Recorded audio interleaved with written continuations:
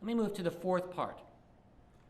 I call this a breakaway civilization. This photograph, incidentally, is from 1966 from Provo, Utah. It's a legitimate photograph.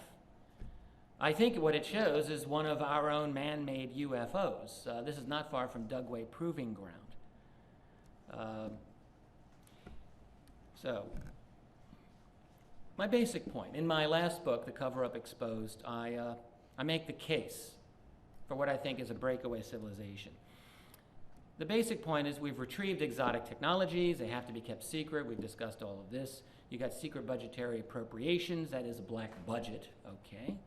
And then the privatization of that secret. So what does that lead to? Well, think of it this way, all right? In the history of our civilization, we've had many coexisting civilizations at one time. You go back 500 years, you've got, well, there's Europe, there's China, there's Africa, there's the Near East, there's the Western Hemisphere. These are separate civilizations. They have different levels of scientific attainment, different cosmologies, different ideas about how the world is, okay? And the story of our world over the last 500 years has been the continuing merging of those separate civilizations into what we now have as global village. But even in our own lifetimes, we have the example of the Cold War to show not necessarily separate civilizations, but at least separate scientific infrastructures. So you've got the Eastern, the Soviet bloc, and the Western science. Certainly they kept secrets from each other. Certainly they competed. They didn't want to share their information, right? And so we have these examples. So now, with that in mind, ask yourself, if we were all part of a team with exotic technology to study, a near infinite amount of money to play with, and total secrecy, not just for years, not just for decades, but for generations, what could we come up with? We might come up with some really great breakthroughs, and we might not want to share all of them. Some of them we might want to spin off and make some money off of, okay, yeah. But there might be some breakthroughs that are so important, it might be considered really a bad idea to share with the world.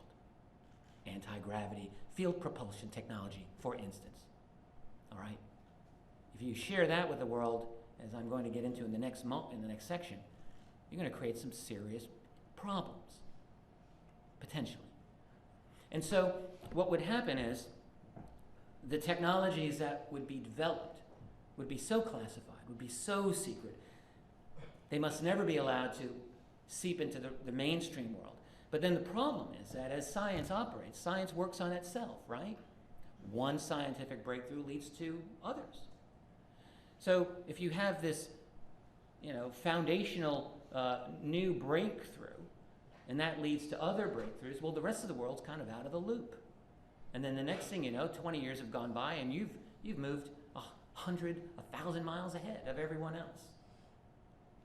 So you're in a world now, a clandestine world, not simply where you've got your own flying saucers, probably, but where you've got radical advances, perhaps in artificial intelligence or nanotech, biotechnology. You've got a different conception of the universe also. It's a universe in which, probably, contact in some form or another with these other intelligences is a given. Well, that's a very different cosmology, for sure. And so, really, when you look at this, what you're seeing is a separate civilization, a civilization that is broken off of our own, a breakaway civilization. And I believe that is what we are dealing with in the clandestine world. Not all of it, but I think parts of it. And that doesn't mean that they all live separately. Some of these people, they come back, they mow their lawns, they got their neighbors, they take their kids to ball games, they do all of those things. But then they interact with this other world, which feeds off of our civilization, but really is off on its own. And this is my hypothesis. Okay. There's a lot, of course, that one can really say about that. This is a theme that I know I'll be coming back to again and again for years. Let's look ahead. Can anybody tell me what time it is right now? I just want to know how much time that I've got remaining. 11:30? Perfect. Perfect. We've got a lot of time. So let's look ahead.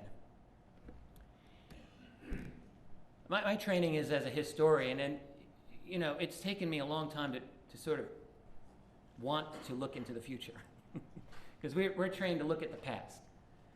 Past is a lot more fun, a little more manageable. The future is not so manageable.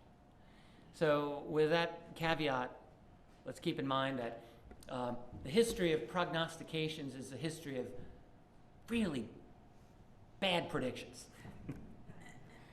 I'm thinking of go back 100 years, some of my two of my favorite 19th century authors. One is Edgar Allan Poe, another is H.G. Wells.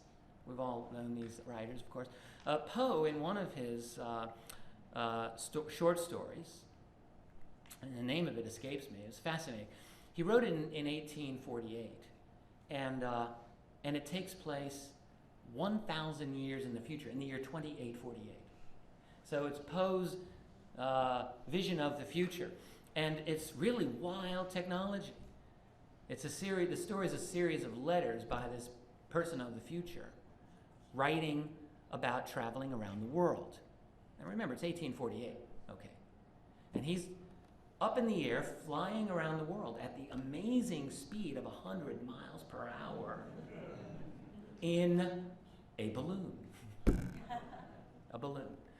So now Poe, of course, is a man with a great imagination, a brilliant writer, and that was the best he could come up with. And I'm not knocking him for it. It's really hard. H.G. Wells in War of the Worlds in 1895, I think, around then. Remember, he's got the Martians coming to Earth, and they land. How do they get around on the Earth? Well, they don't fly, guys. They got these big old tripods coming out of their craft, so they're walking around like lumbering dinosaurs.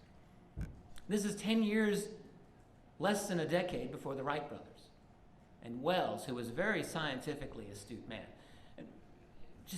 he didn't see it, okay? So seeing the future is really hard.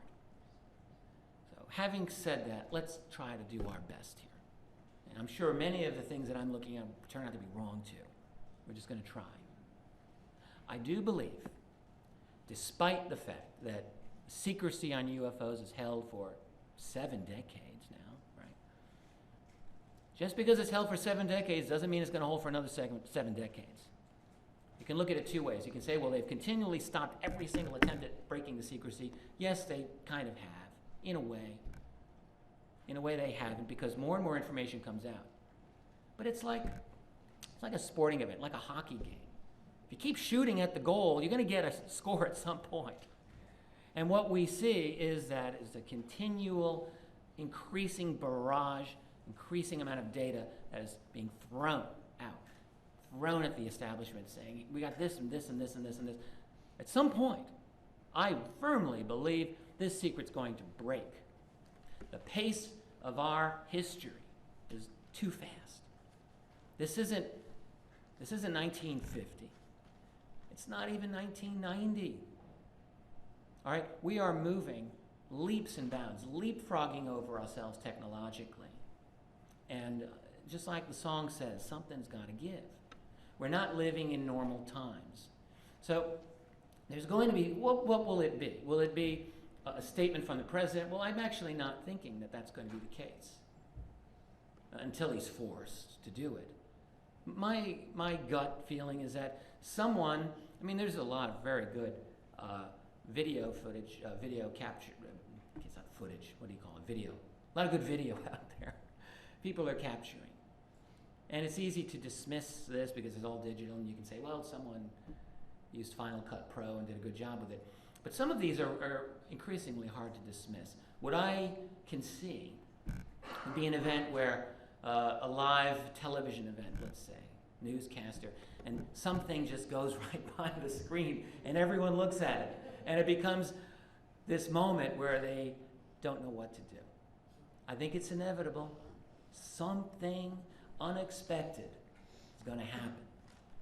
And there are times when it looked like this could be it and that could be it. Well, it hasn't happened, okay. But it can, and I think it will. When it happens, here's the thing. there's going to be a lot of spin. Pretend that you're the president. You've got to tell the world this. Are you really going to tell every ounce of truth that you know? I doubt it. There's a lot of things you're going to have to consider. Now, they call it spin. Well, we can call it whatever we want to call it. Massaging the truth. Lying. Certainly, as the person making the announcement, you're not going to want to throw people into a state of where they run around in a circle and pull the hair out of their head or jump. Too many of them. You don't want too many jumpers. So you want to keep it stable. You're going to have spin. And also, let me just add here.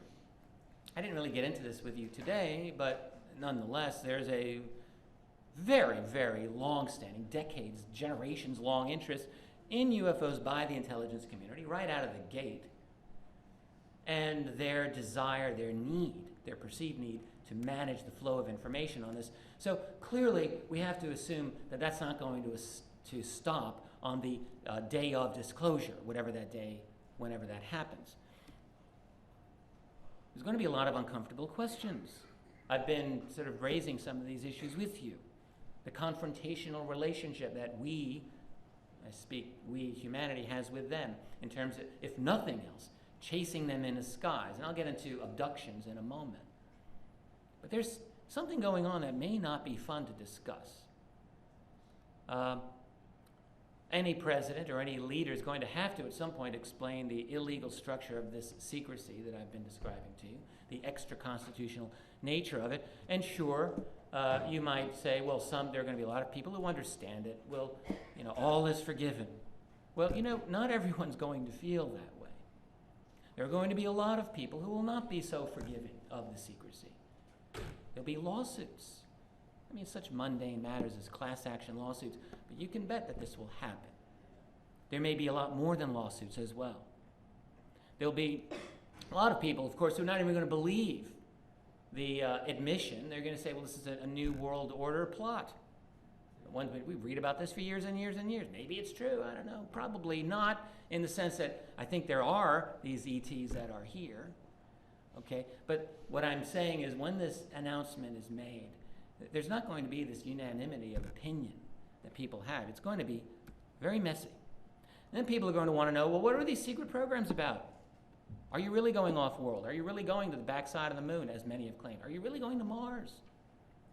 These are going to be issues that will be raised, inevitably.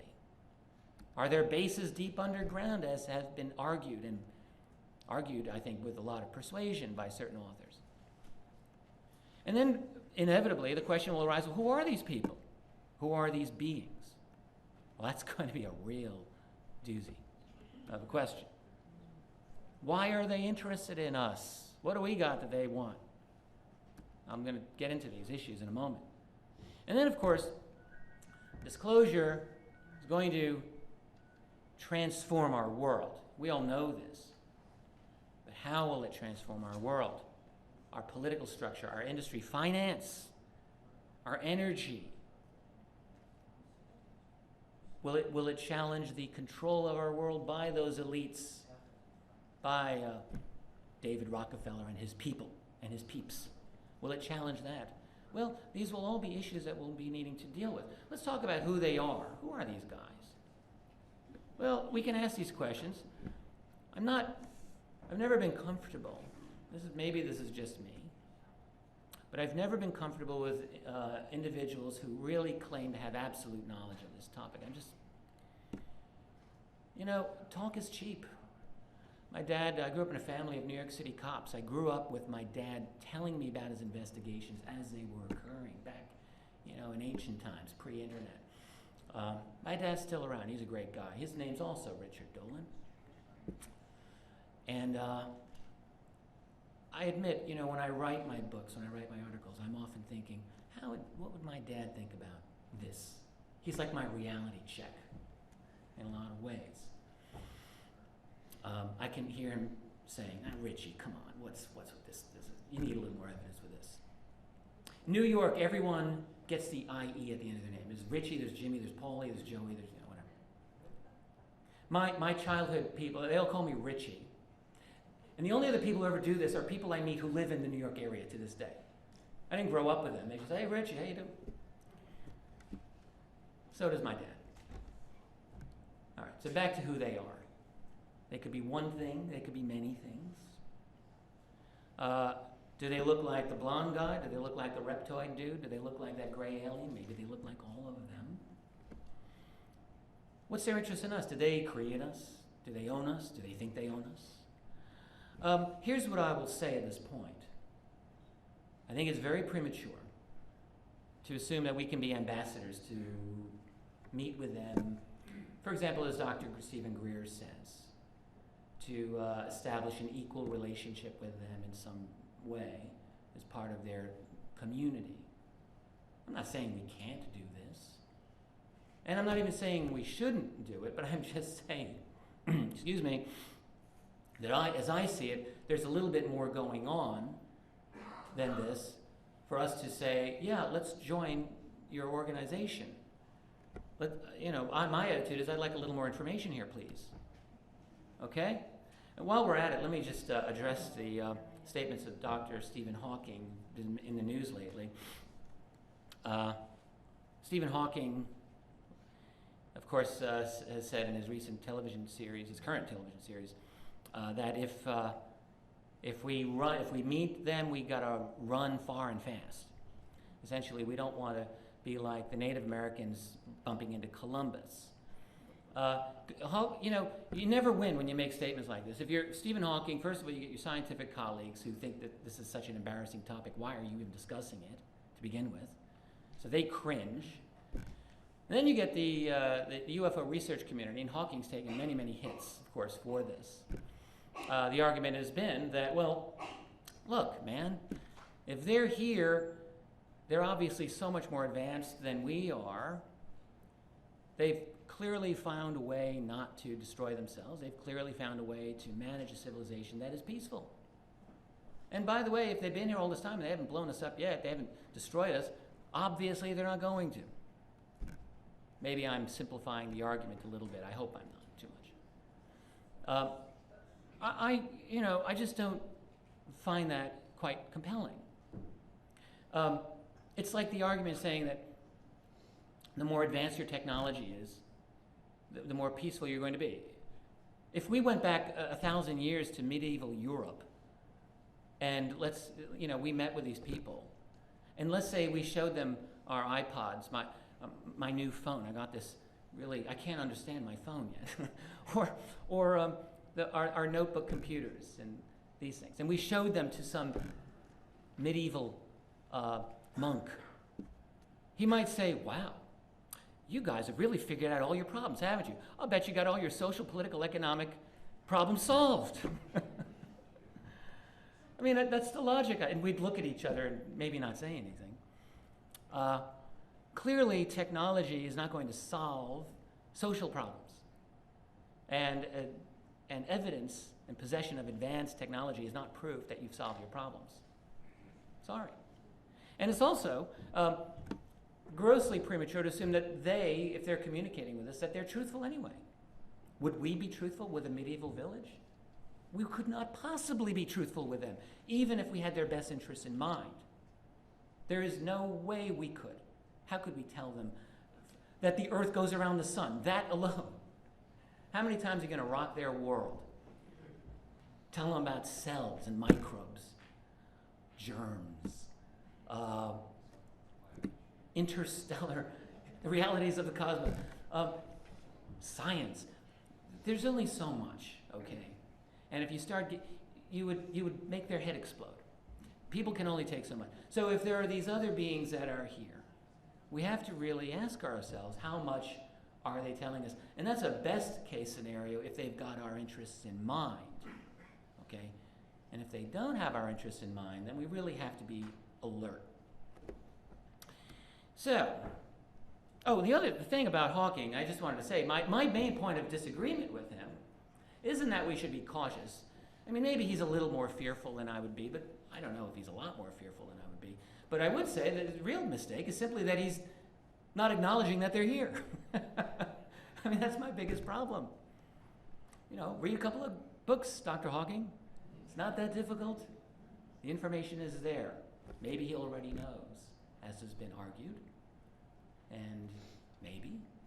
I don't really know, and I don't want to speculate on that at this point. There are all kinds of possibilities, but certainly it is also true that famous scientists even can be hidebound in certain ways. No one's perfect.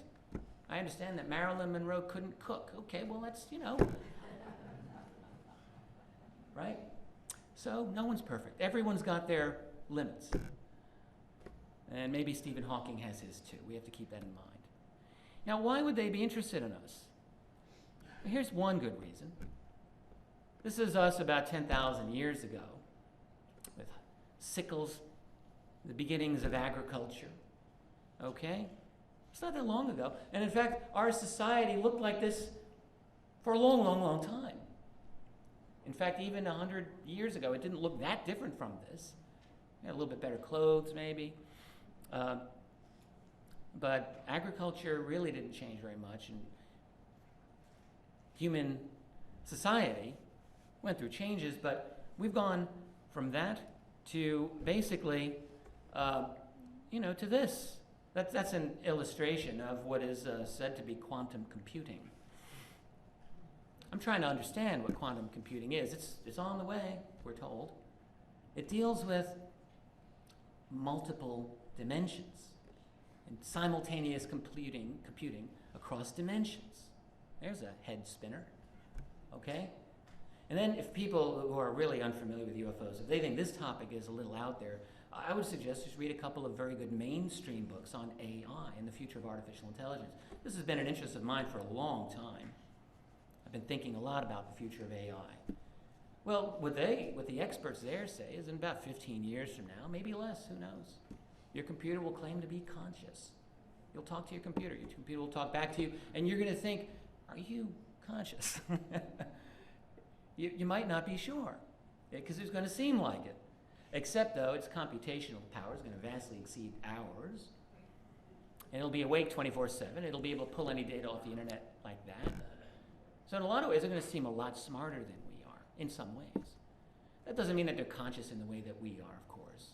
But what I'm saying is that instantaneously, in the long term, in the last 100 years, we have not just reinvented our society. We have not just reinvented our civilization. We're reinventing ourselves as a species. Some of these AI visionaries see us with nanobots in our brain, interfacing with the web. Imagine that, okay? Is it really outrageous? Maybe not. So, in other words, within a century from now, it's very possible that good old-fashioned, unenhanced Homo sapiens may not exist. We'll have all kinds of gadgetry, interfacing. We'll be a hybrid human-machine intelligence with IQs of 300, 400, 500, who knows? I mean, that's a theory, it's a possibility. But what I'm saying is, those guys get a lot of grant money to research what they're doing, unlike us people in the ufological ghetto, but there are some very serious thinkers at major institutions who are looking at these problems. And so what I'm saying is we are about to leap into their world, okay? It's false to assume that just because they're way ahead of us now that we will never have a chance of bumping into them. Because progress is not a linear thing. It's exponential. And so I think it's very likely that we're about to do a major leap into a new, completely new consciousness level of reality, whatever you want to see it as. And we're going to be in their world. As I've sometimes said and written, I think we've been in their world all along, but now we're going to wake up. And I think they see this. So that's one reason they're very interested in us, because they're going to have to deal with us in a much more substantial way than has been hitherto the case. So what is going on? Well, I think what's going on is the fundamental question of exopolitics. What is going on? Are they even extraterrestrial? That's a fair question. I started this field years ago assuming, like everyone else, they're probably people, beings from another planet. I'm not so sure. I'll admit that to you. I don't know where they're from. Do they just live here? If they were from another place originally, does that mean anything at this point? Maybe they're here now. Are they from another dimension of our reality where they come in and out? Or is there something of both going on here? That they have bases off-world, they have bases in orbit, they have bases deep underground, but they can play games with dimensions and play games with space-time. All right, we want to know we want to resolve those issues. It's a fundamental issue of exopolitics, that is the relationship of us with them. We also need to resolve what the abduction phenomenon means. Okay, we watched last night, for those of us who were here, a screening of an outstanding documentary by Terje and Truls. I forgot your last names. I'm so sorry. From Norway, wonderful people. They made a brilliant documentary last night. One of the keys about it was the nature of the abduction phenomenon. And what came through very clear to me, I'm sure to many of you who watched it, was that you've got two fundamentally opposed perspectives of our relationship with them. You have those abduction researchers who look at this phenomenon as one in which they're doing things to us without our permission, and that there's a problem, there's a confrontation element, and they seem to be creating a hybrid human alien species with what goal in mind? Are they going to take over the world? Maybe. Okay, but then you have another school of thought which does not see these ETs or these entities as inherently hostile, but rather as fundamentally, for the most part, positive and maybe even benign to us. And so, excuse me, it seems to me that the abduction phenomenon is a core issue that we have to understand and really trying to figure out what they are. As I mentioned earlier, we need to remember that they are probably not truthful, and that doesn't mean that they're bad if they're not truthful, but it means they're not truthful. It means they might not be truthful. Just a thought. What might they want from us? Well, let's go old school here and think in totally human terms. How pedestrian, I know. But they might be interested in resources such as minerals and water, maybe our DNA. We got a lot of DNA on this planet.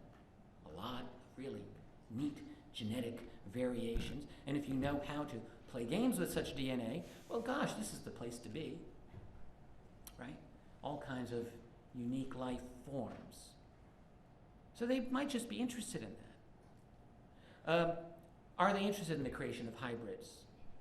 Are they just voyeurs or joyriders? I know that sounds funny, but really, it's entirely possible. They're not necessarily mature. Really? Are they?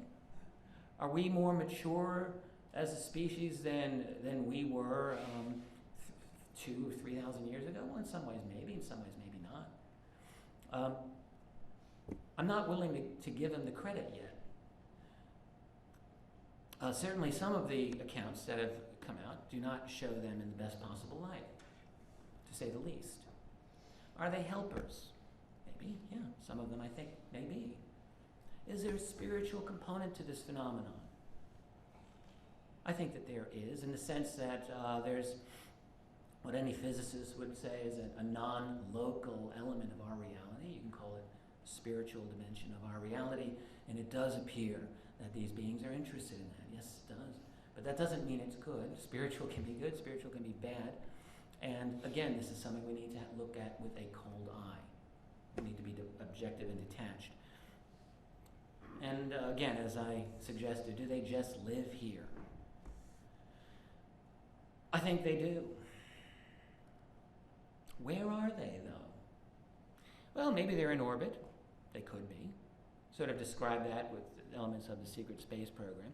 Do they live underground? This is an illustration from a book that I've recently published by a colleague, Dr. Richard Sauter. Many of you know Dr. Richard Sauter's work. He's, I would say, the premier, really the only major author on the topic of clandestine underground undersea bases. He's done some very good work. His latest book, called Hidden in Plain Sight, is a book that I published under my company, Keyhole Publishing. I think it's an excellent book. This is an illustration from it. It's a German drawing from the 1930s describing an underground vacuum tube shuttle system. Okay? one thing that he points out is that within purely human technology, we've had the ability for years to create massively large, sophisticated underground bases and tunnel systems. If you want to read that, I suggest you get acquainted with his book, Hidden in Plain Sight. Are they under the sea? Even under the seabed? Again, this is another illustration, by the way, from his book, done by a man contracted with the U.S. Navy in the 1960s. A man who's still alive, Walter Korshner. To illustrate explicit Navy plans as they existed at that time to create undersea bases. You think impossible. It's not impossible. We have the capability, we have examples of massive undersea tunnels. We've got the Channel Tunnel going from Britain to France, of course. That's under 20 miles of seabed. Japan also has a tunnel that goes over 20 miles under the seabed. We know how to do it. Getting the oxygen, that's no big deal.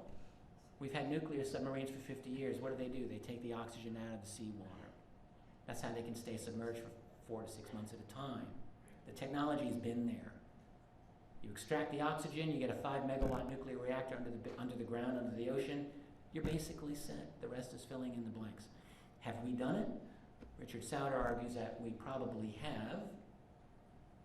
Have other beings done it? Well, I would assume it's within their capability. Certainly would be a great place to go if you want a totally secure environment. There are certainly a lot of water-based UFO sightings, as many people have pointed out. Tim Good is here in the audience, and he's written extensively about this. A number of people have talked about water-based UFO sightings.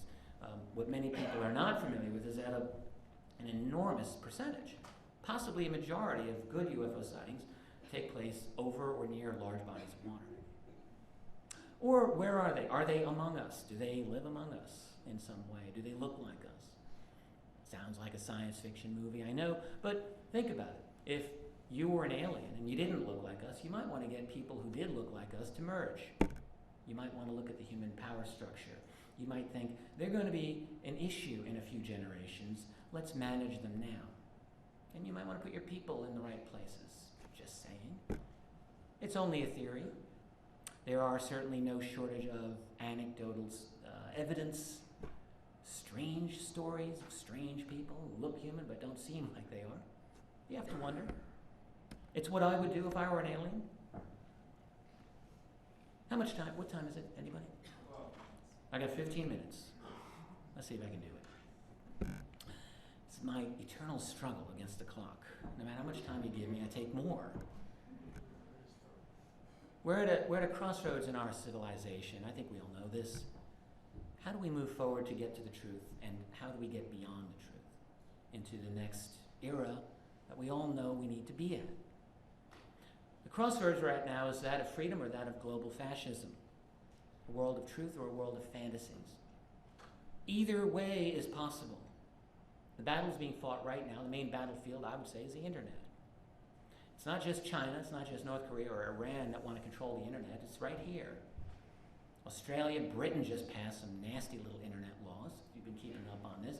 There are always attempts within the United States to clamp down on the internet. And frankly, for most people, they turn on their news browser. What do they get? Their MSNBC or their AOL or their Yahoo, God forbid, so you can keep up on American Idol. Okay, good. Most people are not really using the internet anyway. But for those of us who want to use it, even for those of us, we have to be careful because there are attempts constantly being made to manage that flow of information.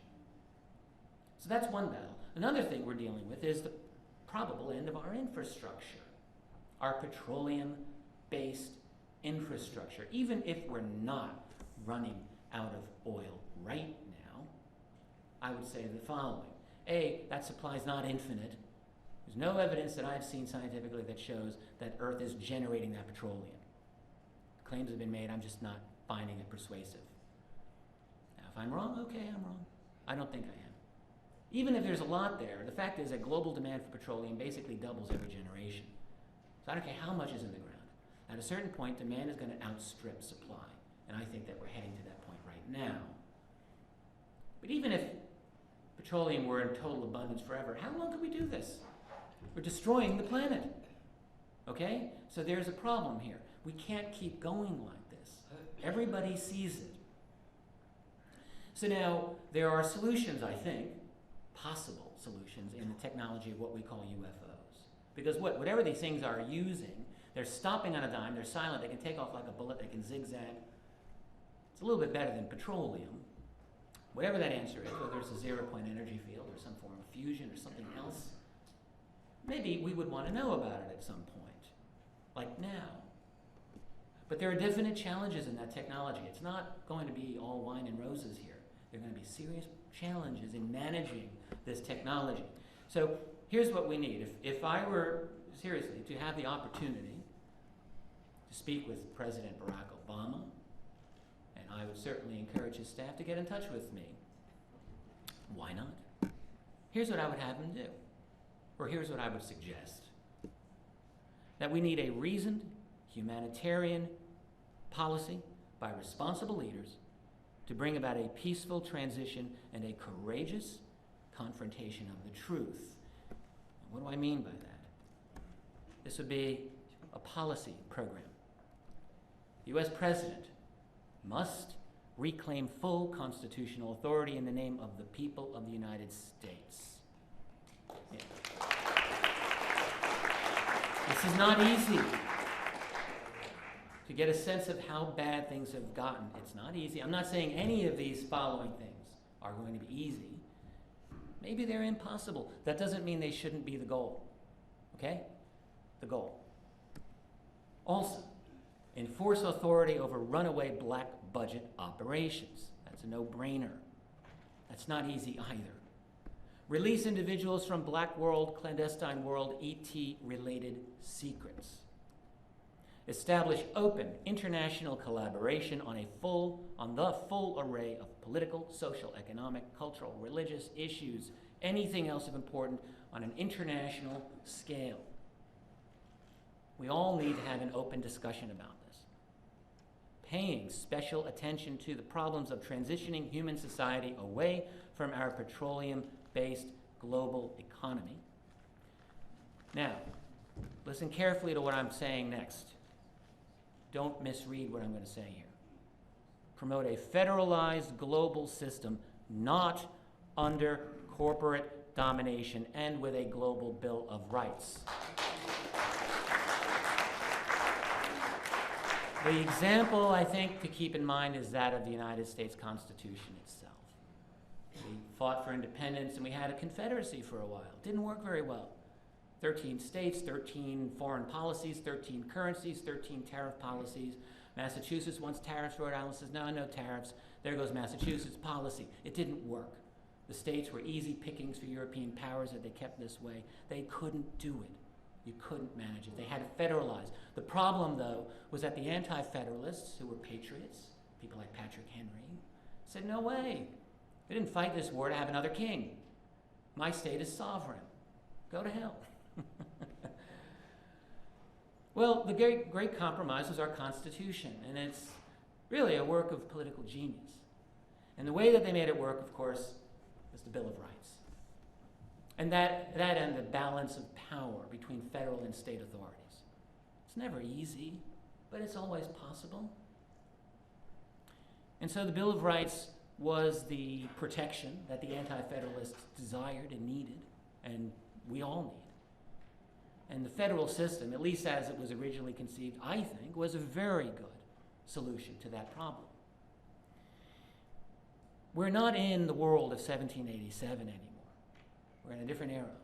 We have to recognize this. We are in a world of total technological interconnectivity. And we are also in a world of multinational, transnational corporations that are more powerful than most of the nations they inhabit. There is not a global structure up to the task of managing this. And when you really look at this problem, that is what is necessary. The problem, of course, is that it's letting the snake into the garden. And we've got to find a way to manage this so that it's done right. Not done in a way so that the Rockefeller-Bilderberg clique runs the whole thing, which is what it's looking like. How do you fight this? I don't have every answer here. I'm seeing the problems. We have to find the solutions. But that is the problem. It's got to be dealt with. We also need a global culture that will facilitate the meeting of the ET challenge. Ask yourself, how well prepared are we as a society to deal with this? We all have family reunions, okay? I've got relatives. Some of them are not ready for this. Some may be. Are our academic institutions preparing us to deal with intellects that are probably much more advanced than our own, maybe with spiritual understandings that are possibly more advanced than our own? Are we ready? Does our television culture prepare us? Where are our heads most of the time in our day? Okay? We need to step up our game to deal with them, and we need to facilitate a culture that will enable us to do that. In short, Mr. President, you need to help oversee a radical transformation of our civilization. Not easy. Of course it's not easy. It's got to be done. How would this affect us? Energy. We all talk about free energy. I would love to have free energy. I'm not sure I want my next door neighbor to have it. I don't trust him. He's a bit of a problem. Here's the thing. You can have something that will heat your home for free forever, and that's great.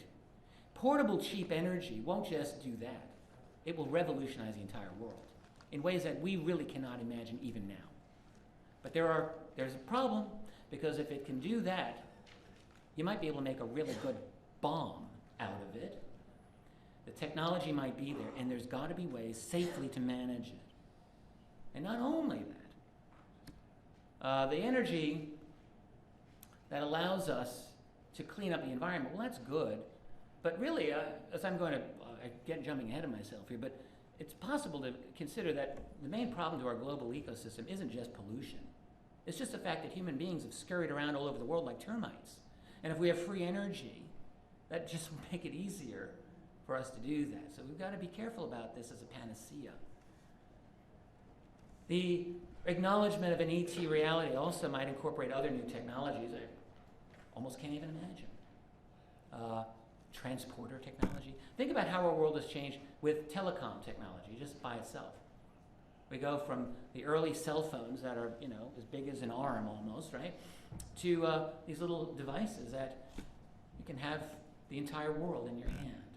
How it's changed our culture, social attitudes.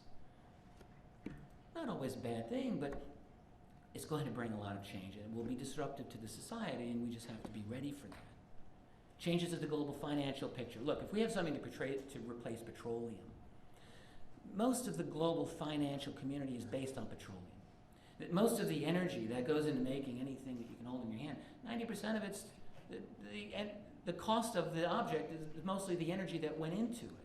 So if you go from petroleum-based to create and then transport this object, and then you go to something that's almost free, well, that's great. But what will happen is that the global financial scene is going to go through a lot of permutations, instability. And you just have to be ready for it. We might think, well, big deal, good, that's great. Oh, well, it's great, but at the short term, by which I mean maybe 10 or even 20 years, is going to be very, very bumpy. Get ready for it. Changes in biotech. Let's say we develop a way to live 300, 400 years. Is it really outrageous to think that? I might want to live a little longer than 80. Maybe when I'm 250, I'll think, yeah, I'd like to go another 200 years. Okay. But you have to ask yourself, if we do that, what kind of world will this be? And I'm not saying we shouldn't. Would we all have children? We're going to have a world in which the average age is 200? My own observation about people is they kind of shut down after the age of 30. And let's face it.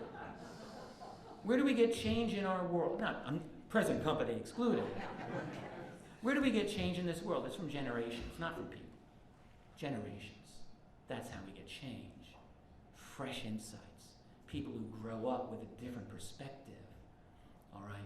What I find is most people, they get to around the age of 30 and they think, well, I have to grow up now, got to solidify my worldview, got to put away my childish things. And you see this hardening that takes place. It takes a lot of effort to keep it going into your later years. can be done, of course, but it's just you got to be working at it. And so I wonder, just as a musing of mine, what it would be like to have a world in which we're all 300 years old, in which there aren't that many young people. Will we need to create a new political structure after all of this? I think the answer is yes. How will that structure play out is a good question. Are we going to move into a world where there's relative freedom, or a world where there's total control over your mind, even more than today? What might we learn from these other beings? Well, we might learn great things, and we might have to, do we have anything to worry about? I've only got a few more minutes here, and I want to wrap it up, but I'm actually just about done. I'm an idealist, I admit that, but I'm not a utopian. I'm very skeptical about utopias. I'm skeptical about the idea that we can create a perfect world. I haven't seen it yet. I'm skeptical of the idea that these other beings are necessarily all here to help us, as I see human society about to careen off the cliff, fall off the cliff. So I'm not saying there aren't good people out there, but again, I'm cautious about these perfect world scenarios. Free energy, or even free green energy. Again, it's what I just said earlier. It's not only pollution. Yes, we want to clean up the environment. And the energy solutions that are in the UFO technology could very likely be incredibly beneficial to help detoxify our environment and to prevent the ongoing toxification of it. Yes, yes, yes, yes, we got to do that. But we've also got to be careful, because creating a suburb can also be environmentally damaging. Carving out, more area where deer and wildlife need to be is also a problem. And free energy is not going to necessarily stop that. So it's human living patterns itself that are a threat to much of the global ecosystem. We need to keep this in mind. Will the Galactic Federation save us? I'm a great believer. I'm not trying to encourage laughter here. I mean, maybe I shouldn't have phrased it this way. I don't know all of the dimensions of what's out there, but I will say this. I think fear and hope are both enemies to us. Everyone can see how fear is an enemy. But hope is an enemy if you use it as just wishful thinking. I hope everything's going to be great, because what that does is it takes you out of the situation you're in. And what we need to be in right now is this situation, as alert and awake as we can be. Not hoping, not wishing. We have to see things as they are, and to expect that we're going to be bailed out is not really the most mature position, if you really think about it. If you're raising a child who's creating all kinds of problems and you bail out that child over and over again, are you helping them? We have to bail ourselves out. And maybe that's how they're looking at us. Can't keep helping humanity like this. They got to fix their problems. We have to fix our problems. Will we ascend into the next level of consciousness, maybe after December 21st, 2012? Well, I see radical changes happening, and it could be 2012. I mean, it really could. Whether it's going to happen because of, in relation to for example, the Mayan calendar predictions and so forth, I'm not taking a position on it. And I'm not, in that sense, a 2012er, I guess I would say. But I think that we're moving into a new era. But then to assume that we're all going to jump into the next level, I'm not buying it. Consciousness is work. You don't just get it. It's not like drugs. All right, you want a new state of reality, I guess you could drop acid, but if you really want higher consciousness, it's effort. It doesn't just happen. We have to work at it. And that means we have to look at ourselves, we have to look at our world in a very clear way.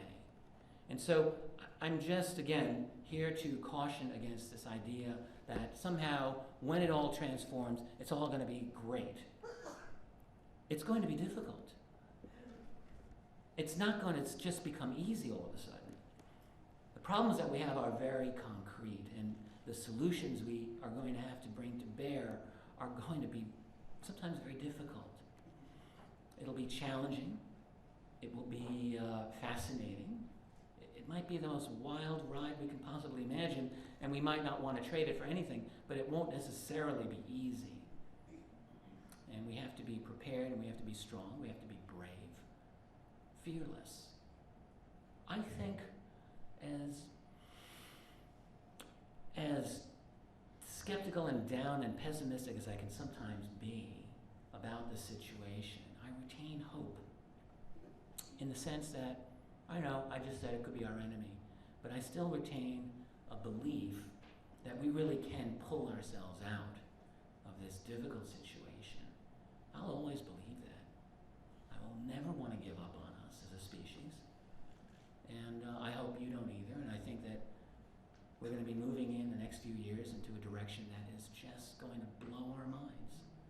And we're going to have to be bringing our A game to it all. And I'd like to let you know, the last thing is that I'm working on 2 books right now.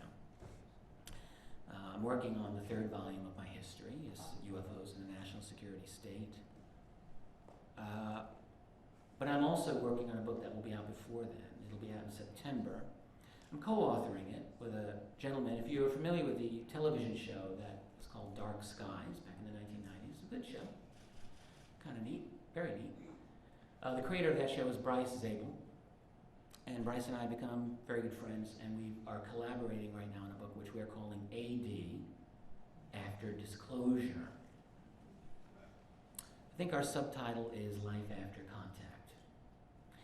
And we've got a lot of it written, and much of that book is our attempt to understand the world as it may be in the aftermath of whatever revelations of disclosure that there may be. How will it change our world? And again, my emphasis is to avoid the utopianisms and to try to look at this as concretely as possible. We've decided that we're going to try to get this book out on midnight of September 23rd to 2010, and the reason is that it's 2 anniversaries. The anniversary of the Nathan Twining memo of 1947 that I mentioned earlier, and the memo of the Truman MJ-12 memo of September 24th, 1947. We thought we're going to get it for both of those, and we're going to release this book. I think it's going to be a great book. I'm really liking the way it's turning out. The 3rd volume of my history, UFOs and the National Security State, is still working, still coming, and it will be out in a couple of years. So that'll be there too. I'd like to thank you for your time. This has been a pleasure being here. Thank you.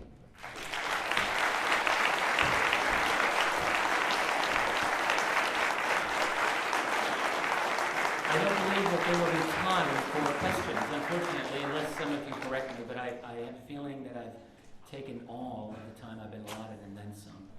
So I'll be at my table. I've got some books. I've got my new book. I have Dr. Richard Sauter's book there too as well, and I'll be happy to chat with you privately on that place. Thank you.